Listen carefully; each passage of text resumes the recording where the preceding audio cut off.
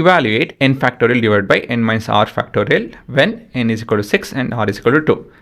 ಏನಪ್ಪ ಮಾಡಬೇಕಿಲ್ಲಿ ಅಂತ ಹೇಳಿದ್ರೆ ಸಬ್ಸ್ಟಿಟ್ಯೂಷನ್, n ಬದಲಾಗಿ 6, r ಬದಲಾಗಿ 2. ಸೊ ಇಲ್ಲಿ ನಾವು ಹೇಗೆ ಇದನ್ನು ಸಾಲ್ವ್ ಮಾಡೋದು ಅಂತ ಹೇಳಿದ್ರೆ ಬೋರ್ಡ್ ಮಾಸ್ ಉಪಯೋಗಿಸಬೇಕು. So the underlying principle of this question is underlying principle is that we can use board mass ಉಪಯೋಗಿಸ್ಕೊಂಡು ಇದನ್ನು ಸಾಲ್ವ್ ಮಾಡಬೇಕು. ಸೊ ಇಲ್ಲಿ ಬ್ರ್ಯಾಕೆಟ್ಸ್ ಇದೆಯಾ? ಇದೆ. ಯಾವುದು? 6 minus 2. So that would be 4 factorial. So brackets ಉಪಯೋಗಿಸಿದಾಯಿತು, ಸಾಲ್ವ್ ಮಾಡಿದಾಯಿತು. Next operation.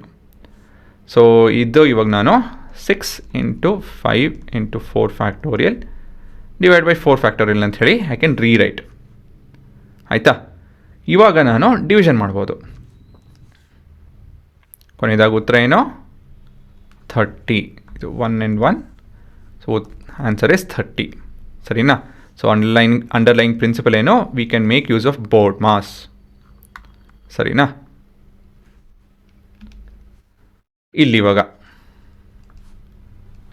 ಇಲ್ಲಿ n ಬಂದು 9. So 9 minus 5 factorial. ಸೊ ಇಲ್ಲೂ ಕೂಡ ಬೋರ್ಡ್ ಮಾಸ್ ಉಪಯೋಗಿಸ್ಬೇಕಾಗುತ್ತೆ ಅಂತ ಹೇಳಿದ್ರೆ 9 factorial divide by 4 factorial. So this is 9 into 8 into 6 into 7 into 5 into 4 factorial divide by 4 factorial ಅಲ್ವಾ? Brackets ಮಾಡಿದ್ರೆ ಅದಾದಮೇಲೆ ಆಪ್ರೇಷನ್ನ ಇದನ್ನು ಎಕ್ಸ್ಪ್ಯಾಂಡ್ ಮಾಡಿದ್ರೆ ಇವಾಗ ನಾವೇನು ಮಾಡ್ಬೋದು?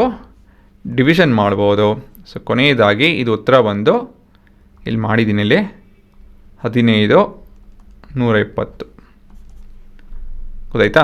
Again please make use of the questions to understand the basic principle. ಅದು ಪ್ರಿನ್ಸಿಪಲ್ ಏನಿದೆ ಅದ್ರ ಹಿಂದೆ ಅದನ್ನು ನೀವು ತಿಳ್ಕೊಬೇಕು. ಆಯಿತಾ?